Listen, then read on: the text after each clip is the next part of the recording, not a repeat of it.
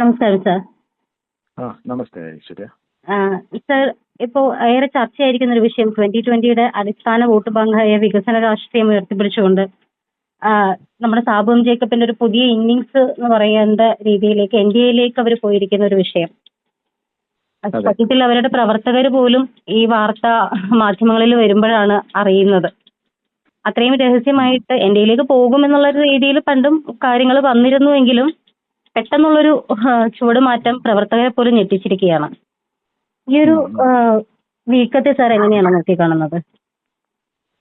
അത് നമ്മളിപ്പോൾ ജീവിക്കുന്ന ഒരു സൊസൈറ്റി എന്ന് പറഞ്ഞാൽ നമുക്ക് യുനെസ്കോ ഒക്കെ എഴുതിയിരുന്ന അബ്സേർഡ് നാടകം എന്ന് പറഞ്ഞാൽ അത് നമ്മളിങ്ങനെ ഓരോ ദിവസം കണ്ടുകൊണ്ടിരിക്കുകയാണ്. നമ്മളുടെ അടുത്ത് ഇവർ ഈ രാഷ്ട്രീയ നേതാക്കൾ അല്ലെങ്കിൽ സാമുദായിക നേതാക്കൾ അല്ലെങ്കിൽ ഇതുപോലുള്ള കച്ചവടക്കാർ നമ്മളോട് വികസനം എന്നൊക്കെ പറഞ്ഞു തരുന്നു. രാഷ്ട്രീയ ബോധം നമ്മൾ ഉണർത്താൻ ശ്രമിക്കുമ്പോൾ നമ്മൾ എന്ത് പറയുന്നത്, ഒരു കച്ചവടക്കാരന്റെ പ്രൈമറി മോട്ടീവ് എന്ന് പറയുന്നത് to make profit, nothing else.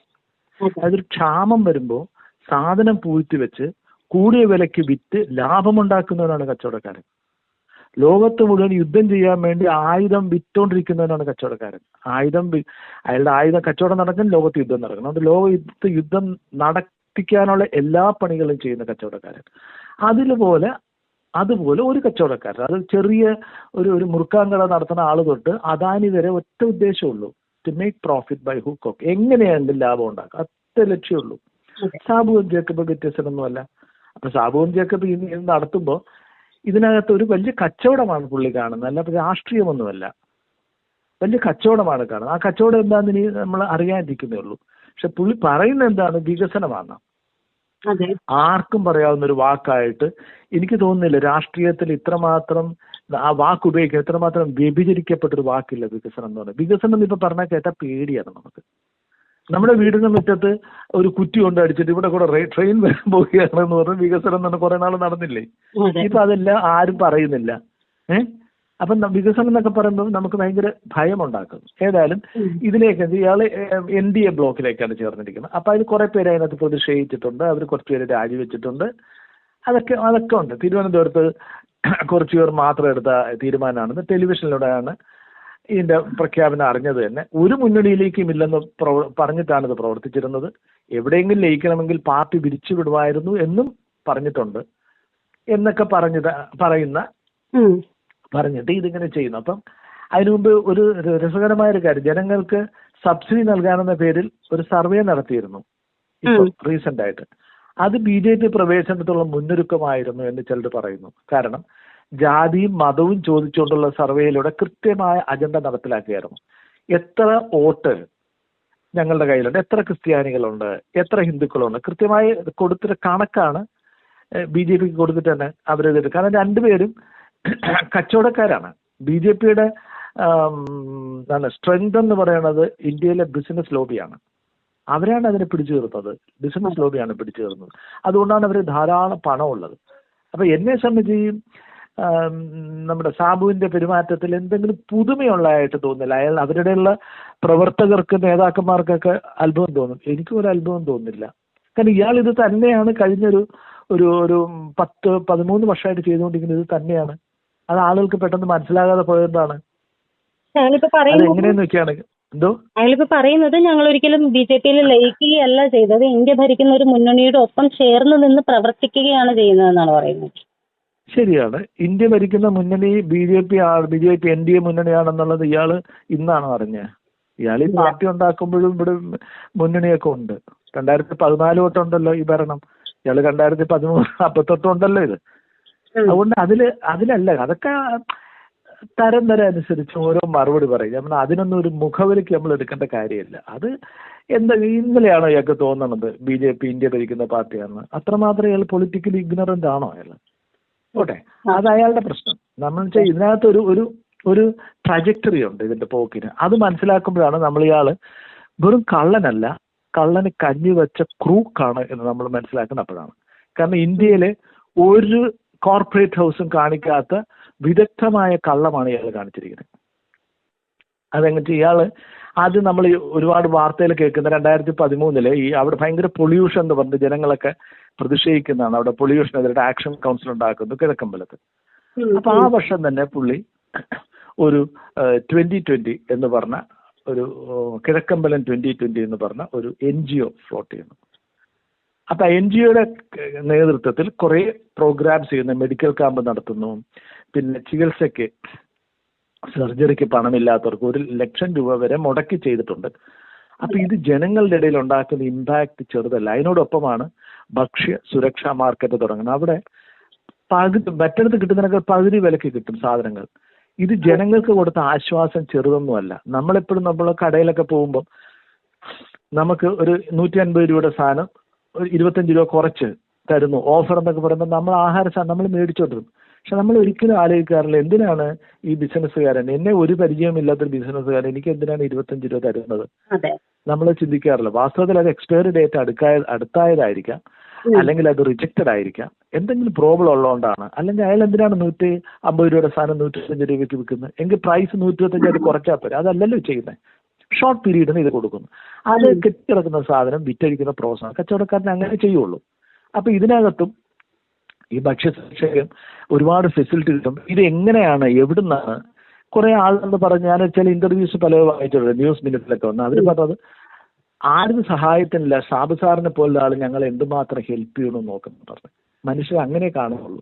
പക്ഷെ സാബു സാറ് ഈ മനുഷ്യരെ മുഴുവനും all being taken four A ride എന്ന് അവർ മനസ്സിലാകുന്നില്ല. ഇന്നും ഒരു പക്ഷെ മനസ്സിലാക്കത്തില്ല. പിന്നെ ഈ മാർക്കറ്റിൽ നിന്ന് സാധനങ്ങൾ മേടിക്കണമെങ്കിൽ ഒരു ഐഡന്റിറ്റി, ഒരു കാർഡ് വേണമായിരുന്നു. ആ കാർഡ് ഫ്രീ ആയിട്ടാണ് കൊടുത്തിരുന്നത്. കിഴക്കമ്പലം 22 ഫ്രീ ആയിട്ടാണ് കൊടുത്തത്, മെമ്പർഷിപ്പ് കൊടുത്തിരുന്നത്. ഇനി അത് കഴിഞ്ഞിട്ട് പുള്ളി 2015 ഒരു കിറ്റക്സ് ആ ഗാർമെന്റ്സ് ലിമിറ്റഡ് അവര് അതിന് എന്താണ് ഈ സ്ഥാപനം ഇതൊക്കെ തുടങ്ങുന്നതിന് മുമ്പാണ് പുള്ളി ഒരു കിഴക്കമ്പലം 2020 എന്ന് പറഞ്ഞ ഒരു NGO ഫ്ലോട്ട് ചെയ്യുന്നത്. NGO ഫ്ലോട്ട് ചെയ്യുമ്പോഴത്തേക്കും ആ NGOയുടെ കെയർ ഓഫിലാണ് ഇതെല്ലാം കൊടുക്കുന്നത്. ആ NGOയ്ക്ക് പണം വന്നിരുന്നത് സാബുവിന്റെ തന്നെ സ്ഥാപനത്തിൽ നിന്നാണ്. എങ്ങനെയാണ് അത്? CSR ഫണ്ട് എന്ന് പറയുന്നതാണ്. CSR fund, corporate social responsibility fund. അത് 2013 സെക്ഷൻ 135 ഓഫ് കമ്പനീസ് ആക്ട് അനുസരിച്ചാണ് പറയുന്നത്. എന്താണ് പറയുന്നത്? ഏത് കമ്പനി ആണെങ്കിലും അവർ net worth if it is more than ₹500 crore, രണ്ടാമത്തെ criterion. Turnover of more than ₹1000 crore, മൂന്നാമത്തെ criterion. Net profit of more than 5 crore. ഇങ്ങനെയുള്ള ആരാണെങ്കിലും അവരുടെ 2% അത് ലാഭത്തിന്റെ 2% ഈ CSR ഫണ്ടിലേക്ക് കൊടുക്കണം. ആ ഫണ്ടിലേക്ക് കൊടുത്തിട്ട് സാമൂഹികപരമായിട്ട് ചില കാര്യങ്ങൾ അതിന്റെ എന്തൊക്കെയാണ് വേണ്ടതെന്നൊക്കെ പറയുന്നുണ്ട്, ലിസ്റ്റ് പറയുന്നുണ്ട്. അപ്പൊ കിറ്റക്സിനെ സംബന്ധിച്ച് ജനുവരി 2026 നോക്കുകയാണെങ്കിൽ 3265 കോടി രൂപയാണ് അവരുടെ net worth of public companies എന്ന് പറയുന്നത്. അപ്പം അവർ ഈ ക്രൈറ്റീരിയനകത്ത് വരും. CSR അനുസരിച്ച് 2% കൊടുക്കാൻ അവർ നിർബന്ധരാണ്. അല്ലെങ്കിൽ ഈ ഫണ്ട് പ്രൈം മിനിസ്റ്റേഴ്സ് ഫണ്ടിലേക്ക് അത് പോകും. അതുകൊണ്ട് നമ്മളെ ടാക്സ് പോലെയാണ്, ടാക്സ് കൊടുക്കണം എന്ന് പറഞ്ഞ പോലെ ഈ 2% കൊടുക്കണം. It's a must, mandatory. അപ്പൊ എല്ലാവരും ചെയ്തുകൊണ്ടിരുന്നതെന്ന് വെച്ചാൽ ഇതിന്റെ ഉദ്ദേശം എന്ന് പറഞ്ഞാൽ സോഷ്യൽ ഡെവലപ്മെന്റ്, എൻവയോൺമെന്റൽ സസ്റ്റൈനബിലിറ്റി, കമ്മ്യൂണിറ്റി കൾച്ചർ, ഈ 3-4 മേഖലകളിലാണ് ഈ പണം ഉപയോഗിക്കേണ്ടത്. അതും പറയുന്നുണ്ട്. അപ്പൊ സാധാരണ എല്ലാവരും ചെയ്തുകൊണ്ടിരുന്നത് NGOകൾ വഴി ഈ പ്രവൃത്തികൾ ചെയ്യിക്കും, അല്ലെങ്കിൽ എഡ്യൂക്കേഷണൽ സ്ഥാപനങ്ങൾക്ക് പണം കൊടുത്ത് അവർ വഴി ഈ കാര്യങ്ങൾ ചെയ്യിക്കും. ഇങ്ങനെയാണ് എല്ലാവരും ചെയ്തുകൊണ്ടിരുന്നത്, എല്ലാ കമ്മ്യൂണിറ്റിയും. ഇവര് ചെയ്തതെന്ന് വെച്ചാൽ ഇയാള് ഒരു NGO തുടങ്ങി. അതിന്റെ പേര് 2020 കിഴക്കമ്പലം എന്നുള്ളതാണ്. എന്നിട്ട് അതിന് ഒരു ബോർഡുണ്ട്. ആ ബോർഡിന്റെ ചെയർമാൻ ഇയാളായിരുന്നു. അപ്പൊ കിറ്റക്സിന് ചെയർമാൻ ഇയാള്. ഒരു NGO തുടങ്ങുന്നു, കിറ്റക്സിന്റെ ഈ ഫണ്ട് CSR ഫണ്ട് ഉപയോഗിക്കാൻ വേണ്ടി NGO തുടങ്ങും. അത് ഇയാൾ തന്നെ തുടങ്ങുന്നു. അതിന്റെ പേര് കിഴക്കമ്പലം 2020 എന്നു. അതിന്റെ ഡയറക്ടറും ഇയാൾ തന്നെയാണ്. അത് കഴിഞ്ഞിട്ട് പെട്ടെന്ന് അയാള് ഒരു കുറച്ച് കഴിഞ്ഞപ്പോൾ അയാൾ 2020 പൊളിറ്റിക്കൽ പാർട്ടി ഉണ്ടാക്കുന്നു.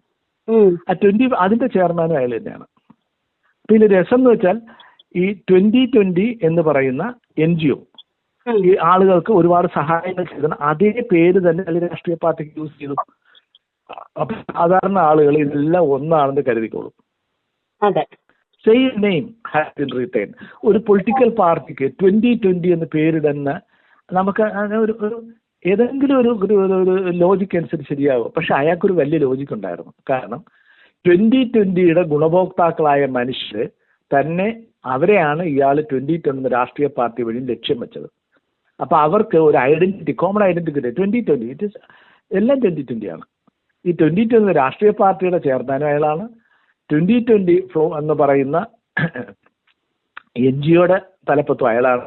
കിറ്റക്സിന്റെ തലപ്പത്തും അയാളാണ്. അപ്പൊ കിറ്റക്സിന്റെ മാൻഡേറ്ററി ആയിട്ട് കൊടുക്കേണ്ട 2% പണം ഈ സാബു തന്നെ ചെയർമാനായിട്ടുള്ള കിറ്റക്സ് കിഴക്കമ്പലം 2020 NGO വഴി ആളുകൾക്ക് കൊടുക്കുകയും അതിനെ ഉപയോഗിച്ചുകൊണ്ട് ആ ആളുകളുടെ വോട്ട് നേടാൻ വേണ്ടി അതേ പേരുള്ള ഒരു രാഷ്ട്രീയ പാർട്ടി അതിന്റെ ചെയർമാനായിട്ടും പുള്ളി മാറി. എങ്ങനെയാണ് പുള്ളി ചെയ്തിരിക്കുന്നത്? അപ്പൊ അതിന് അതായത് ഒരു വിചിത്രമായ ഒരു ബുദ്ധിയാണ്. മറ്റാരും ഇന്ത്യയിൽ ഒരുപക്ഷെ ഇതുവരെ ഉപയോഗിച്ചിട്ടില്ലാത്തൊരു ബുദ്ധിയാണ്. ഒരു രാഷ്ട്രീയ പാർട്ടി ഉണ്ടാക്കാം CSR ഫണ്ട് കൊണ്ട്. CSR ഫണ്ട് കൊണ്ട് ആ കമ്പനിയുടെ ബ്രാൻഡ് ഭയങ്കരമായിട്ട് പബ്ലിസൈസ് ചെയ്യാൻ പാടില്ല എന്ന് നിയമത്തിൽ പറയുന്നുണ്ട്. ഇയാൾ എന്താ ചെയ്ത്? ഇയാൾ രാഷ്ട്രീയ പാർട്ടി ഉണ്ടാക്കി. അങ്ങനെ ആരും ചിന്തിച്ച് കാണത്തില്ല. അപ്പൊ ഇതുണ്ടാക്കി ഈ കാര്യങ്ങളൊക്കെ ചെയ്യുമ്പോൾ അത് അയാൾ എത്ര ക്ലെവർ ആണ് എന്നല്ല ഇതിൽ പറയേണ്ടത്. അയാൾ ഇവിടെ തട്ടിപ്പ് നടത്തിയെന്ന് നമുക്ക് പ്രൂവ് ചെയ്യാൻ പറ്റുമോ? അവിടെ തട്ടിപ്പെന്ന് ഇതിന്റെ CSRന്റെ ഉദ്ദേശം എന്താണ്? CSRന്റെ ഉദ്ദേശം കമ്മ്യൂണിറ്റിക്ക് ചില ഗുണകരമായ കാര്യങ്ങൾ ചെയ്യുക എന്നുള്ളതാണ്. അതാണ് ഉദ്ദേശം. ആ ഗുണപരമായ കാര്യങ്ങൾ ചെയ്യുന്നത് വഴി ഞാൻ ഒരു രാഷ്ട്രീയ പാർട്ടി ഉണ്ടാക്കുക വളരുന്നതല്ല അല്ല ഉദ്ദേശം. അതിന്റെ എയിം എന്ന് വെച്ചാൽ ജനങ്ങൾക്ക് നന്മ ചെയ്യുന്നത് വഴി എൻഡ് ചെയ്യുന്നു. അവിടെ വെച്ച് ഇയാള് ജനങ്ങൾക്ക് നന്മ ചെയ്യുക എന്നുള്ളത് അയാളുടെ വളർച്ചയ്ക്കുള്ളൊരു വഴിയായി മാറ്റുന്നു. അതിന് CSR ഫണ്ട് ഉപയോഗിക്കുന്നു. അതാണ് ഞാൻ പറഞ്ഞത് പൊളിറ്റിക്കലി ഇമ്മോറൽ. സാമൂഹികപരമായിട്ട് അയാൾ ചെയ്ത തെറ്റാണ്.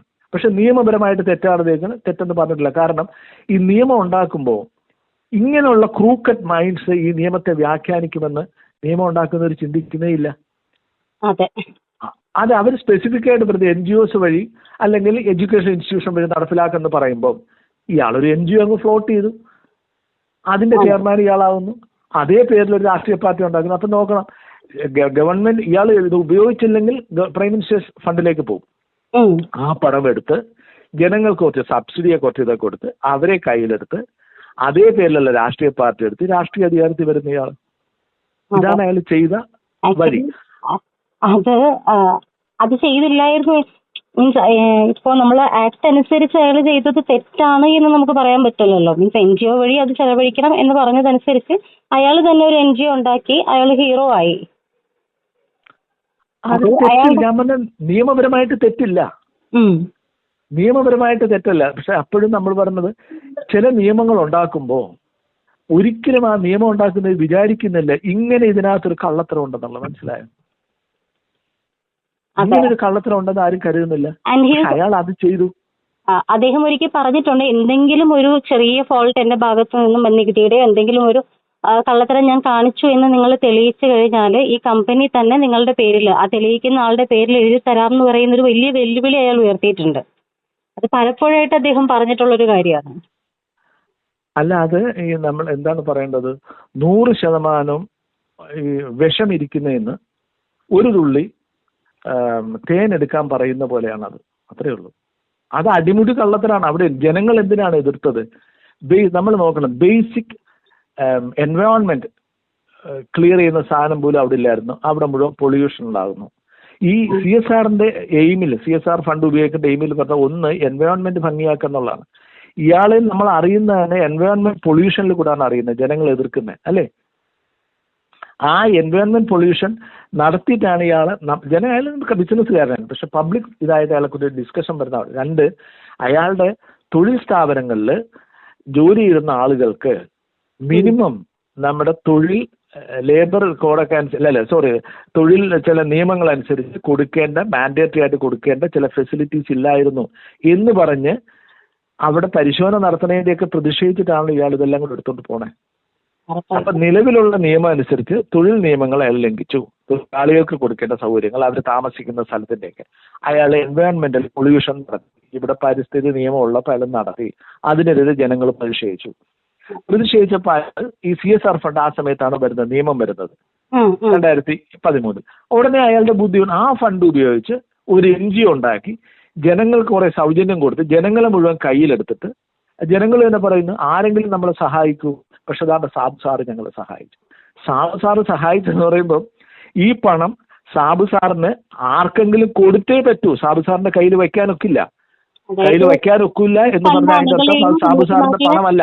അതെ, അതായത് ഈ കണ്ട അണികളെയും ഇത്രയും ജനങ്ങളെയും കൃത്യമായ പ്ലാനിങ്ങോട് കൂടി അദ്ദേഹം പറ്റിച്ചു എന്നൊരു കൺക്ലൂഷനിലേക്ക് നമുക്ക് വരാൻ പറ്റുമോ ഇത്? അത്രയും ഒരു ദീർഘദൃഷ്ടിയുള്ള തട്ടിപ്പിൽ ദീർഘദൃഷ്ടിയുള്ള അയാൾക്ക് വാസ്തവത്തിൽ ഒരു പത്മഭൂഷണൊക്കെ കിട്ടാൻ അർഹനാണ്.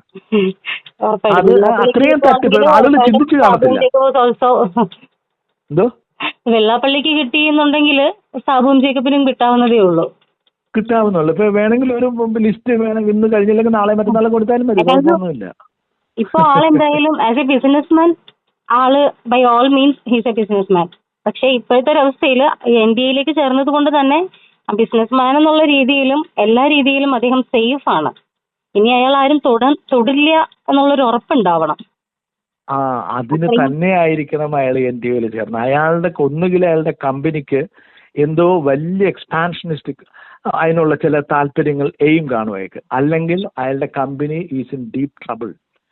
അവിടെ നിന്ന് അയാളെ രക്ഷിക്കാൻ വേണ്ടിയിട്ടാണ് ഈ വാഷിംഗ് മെഷീൻ എന്ന് പറഞ്ഞ BJPയിലേക്ക് അയാൾ ചേർന്നിരിക്കുന്നത്.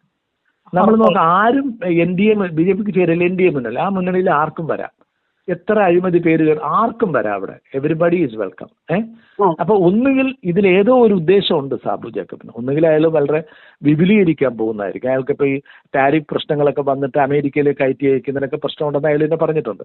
അപ്പൊ ഇന്ത്യയിലെ ഒരു വലിയ മാർക്കറ്റ് എടുക്കുന്നതുമായി ബന്ധപ്പെട്ട് BJPയുടെ സഹായമൊക്കെ വേണ്ടി വരാം, രാഷ്ട്രീയപരമായിട്ട് സഹായം ഇന്ത്യയിലെ മറ്റു സ്ഥലം. അല്ലെങ്കിൽ അയാളുടെ ബിസിനസ് സ്ഥാപനത്തിൽ എന്തോ ഡീപ്പ് ക്രൈസിസ് ഉണ്ടായിട്ടുണ്ടെന്ന്, അവിടുന്ന് അയാളെ രക്ഷിക്കണം. ഈ രണ്ട് കാര്യത്തിന് വേണ്ടിയിട്ട് ഏതോ ഒരു കാര്യത്തിന് വേണ്ടിയിട്ട് അയാൾ ചെയ്തിരിക്കണം. ഇനി ഇതിനെക്കുറിച്ചുള്ളൊരു കുറെ അലിഗേഷൻസ് നമ്മൾ പറയുന്നുണ്ട്. അതായത് ഈ മെമ്പർഷിപ്പ് ഉള്ള ആളുകൾക്ക് അവർ വേറെ രാഷ്ട്രീയ പാർട്ടിയായിട്ട് സഹകരിക്കുകയാണെങ്കിൽ സൂപ്പർ മാർക്കറ്റിൽ നിന്ന് സാധനം കൊടുക്കൂല. മനസ്സിലായോ? അങ്ങനെയൊക്കെ. കാരണം ന്യൂസ് മിനിറ്റിൽ അതൊക്കെ റിപ്പോർട്ട് ചെയ്ത് വന്നിട്ടുണ്ട്. ന്യൂസ് മിനിറ്റ് റിപ്പോർട്ട് ചെയ്തിട്ടുണ്ട്. അതുപോലെ എൻ്റെ ഒരു അയൽപക്കത്തൊരാളുണ്ട്, അയാൾ എതിർ രാഷ്ട്രീയ പാർട്ടിയുടെ കോൺഗ്രസിന്റെ വേറെ എങ്ങനെ മാർക്സ് പാർട്ടിയുടെ ആയിരിക്കും. അയാളുടെ വീട്ടിലൊരു വിവാഹമോ മരണത്തിനോ പങ്കെടുത്തു എന്ന് പറഞ്ഞിട്ട് ഈ 2020 അംഗത്തിനോട് വിശദീകരണം ചോദിച്ചിട്ടുണ്ട്. അവിടെ ചെല്ലുന്ന ഓട്ടോറിക്ഷയിൽ പോലും കിഴക്കമ്പലം 2020 എന്ന ബോർഡ് വെക്കണമെന്ന് നിർബന്ധിച്ചിട്ടുണ്ട്.